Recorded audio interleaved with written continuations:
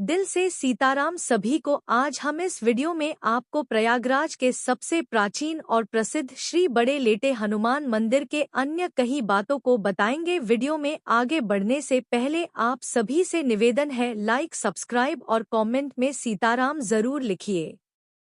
हनुमान जी यानी चमत्कार का दूसरा नाम। पौराणिक काल से बजरंगबली का नाम चमत्कारों से जुड़ा है। चाहे फिर सीने में बैठे राम जानकी के दर्शन करवाना हो या फिर लक्ष्मण जी को जीवित करने के लिए संजीवनी बूटी लाना हो। न सिर्फ पौराणिक काल बल्कि कलयुग भी हनुमान जी के चमत्कारों से सजा है। हमारे देश में जगह जगह पर हनुमान जी के प्राचीन चमत्कारिक मंदिर हैं। इन्हीं में से एक है संगम किनारे लेटे हनुमान का मंदिर। अपने आप में अनोखे इस मंदिर में हनुमान जी की प्रतिमा खड़ी हुई नहीं बल्कि लेटी हुई अवस्था में विराजमान है। आखिर क्या वजह है कि यहाँ हनुमान जी लेटी हुई अवस्था में हैं? संगम के किनारे स्थित इस मंदिर के बारे में कहा जाता है कि संगम स्नान के बाद यहाँ दर्शन नहीं किए तो स्नान अधूरा माना जाता है। आइए जानते हैं क्या हनुमान जी की इस प्रतिमा का रहस्य और कैसे हुई इस मंदिर की स्थापना। माना जाता है हनुमान जी की यह विचित्र प्रतिमा दक्षिणाभिमुखी और 20 फीट लंबी है। माना जाता है कि यह धरातल से कम 6-7 फीट नीचे है। संगम नगरी में इन्हें बड़े हनुमान जी, किले वाले हनुमान जी, लेटे हनुमान जी और बांधवा वाले हनुमान जी के नाम से जाना जाता है।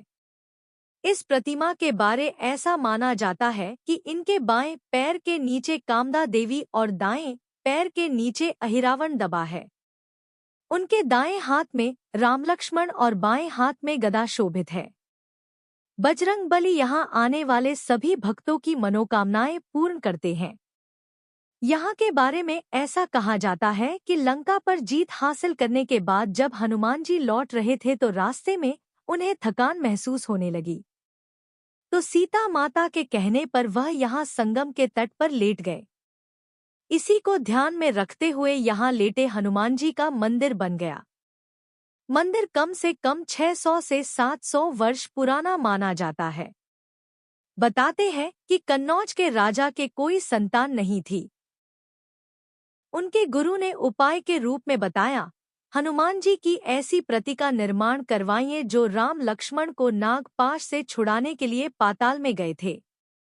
हनुमान जी का यह विग्रह विंध्याचल पर्वत से बनवाकर लाया जाना चाहिए।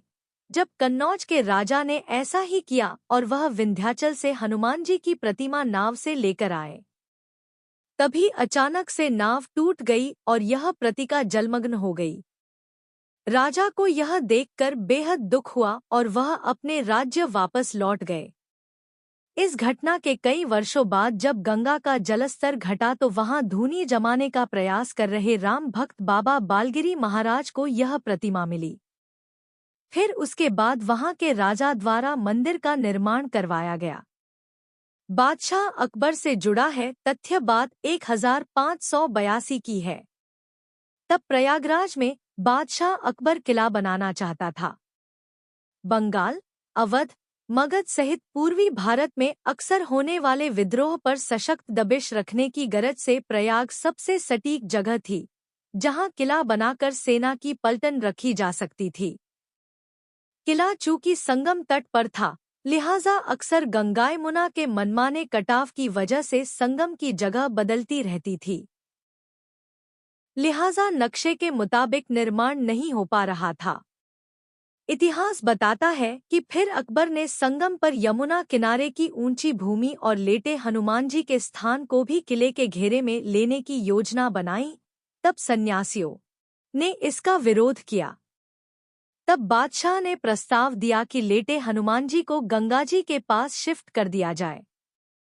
अकबर के विशेषज्ञों ने पूरा जोर लगा लिया, सब तिकड़म भिड़ा ली, लेकिन लेटे हनुमान जी टस से मस नहीं हुए। जब सब थक हार गए तो अकबर ने भी हनुमान जी के आगे हाथ खड़े कर किले की दीवार पीछे ही बनाई। इसके बाद हनुमान जी की शक्ति से चमत्कृत अकबर ने कई जगहों पर बीघों जमीन हनुमान जी को समर्पित की। इस लेटे हुए हनुमान जी के मंदिर के विषय में कई प्रचलित कथाएं प्राप्त होती हैं। एक के अनुसार एक बार एक व्यापारी हनुमान जी की भव्य मूर्ति लेकर जलमार्ग से चला आ रहा था। वह हनुमान जी का परम भक्त था। जब वह अपनी नाव लिए प्रयाग के समीप पहुंचा तो उसकी नाव धीरे धीरे भारी होने लगी तथा संगम के नजदीक पहुंचकर यमुना जी के जल में डूब गई। कालांतर में कुछ समय बाद जब यमुना जी के जल की धारा ने कुछ राह बदली तो वह मूर्ति दिखाई पड़ी। उस समय मुसलमान शासक अकबर का शासन चल रहा था। उसने हिंदुओं का दिल जीतने तथा अंदर से इस इच्छा से कि यदि वास्तव में हनुमान जी इतने प्रभावशाली हैं तो वह मेरी रक्षा करेंगे, यह सोचकर उनकी स्थापना अपने किले के समीप ही करवा दी। एक और कहानी इनके बारे में सुनी जाती है। ये सबसे ज्यादा तार्किक, प्रामाणिक एवं प्रासंगिक कथा इसके विषय में जनश्रुतियों के आधार पर प्राप्त होती है। इसके अनुसार त्रेतायुग में जब हनुमान जी ने गुरु सूर्यदेव से अपनी शिक्षा दीक्षा पूरी करके विदा ली तो गुरुदक्षिणा की बात चली। भगवान सूर्य ने हनुमान जी से कहा कि जब समय आएगा तो वे दक्षिणा मांग लेंगे। इस पर हनुमान ने तत्काल भी कुछ देने पर जोर दिया। तब भगवान सूर्य ने कहा कि मेरे वंश में अवतरित अयोध्या के राजा दशरथ के पुत्र राम अपने भाई लक्ष्मण एवं पत्नी सीता के साथ प्रारब्ध के भोग के कारण वनवास को प्राप्त हुए हैं। वन में उन्हें कोई कठिनाई न हो या कोई राक्षस उनको कष्ट न पहुंचाए, इसका ध्यान रखना। तब हनुमान जी अयोध्या की तरफ चल दिए। उन्हें देख भगवान राम ने सोचा कि यदि हनुमान ही सब राक्षसों का संहार कर डालेंगे तो मेरे अवतार का उद्देश्य समाप्त हो जाएगा। अतः उन्होंने माया से हनुमान को घोर निद्रा में डालने के लिए कहा। इधर हनुमान जी जब गंगा के तट पर पहुंचे तब तक भगवान सूर्य अस्त हो गए। हनुमान जी ने माता गंगा को प्रणाम किया।